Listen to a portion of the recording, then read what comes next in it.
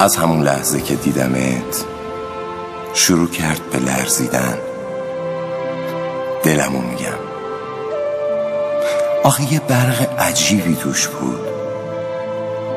چشاتو میگم، نمیدونم چرا یهو یخ کردن. دستامو میگم، میخواستم بهت سلام کنم اما نمی جنبید. فکمو میگم، همیشه مهربون بود. چهرتو میگم، اما یه ترسی همیشه باهاش بود. نگاهتو میگم، 7 ماه تو دلم نگهش داشتم و بهت در موردش هیچی نگفتم.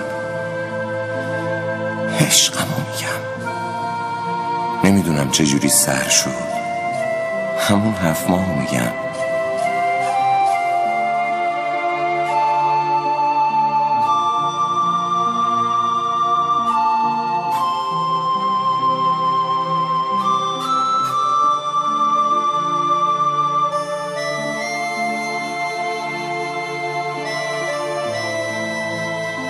بالاخره بعد از اون همه مدت، اون مدت خیلی طولانی، یه روز با تردید و دودلی دل منم به دریا زد. بهت گفتم که تو دلم چیه و ازت خواستم یه رنگ باشی. بهت گفتم خیلی تنها، ازت خواستم کنارم باشی.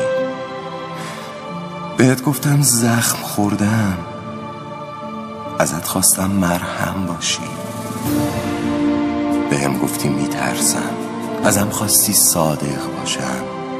بهم گفتی کنارتم، ازم خواستی قوی باشم. اما انگار همش یه خواب بود. چه زود پر کشیدی پرنده غمگین رویاهای من. چه زود همه حرفات تبدیل به خاطره شد.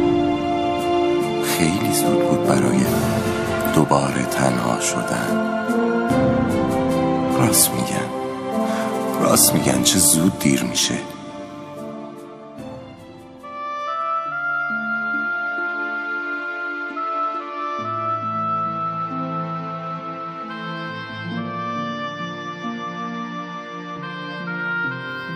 یادمه تو آغاز پایان ها همش دنبال بهونه بودی که نتیجه هم نگرفتی.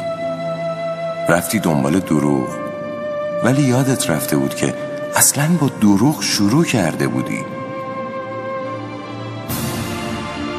چطور دلت اومد به این راحتی بشکنیش؟ دلمو به این سادگی رهاشون کنی. دستای سردمو ازم جداشون کنی. برق چشماتو پاروشون بذاری. قول و قراراتو نادیده بگیریش. عشقم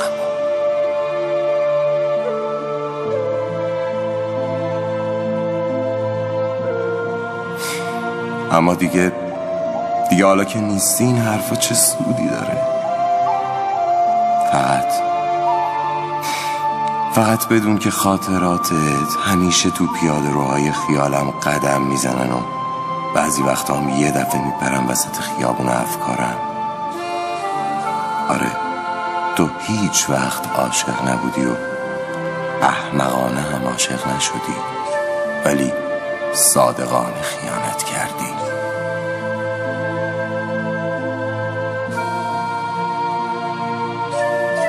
همه اینا رو گفتم که بگم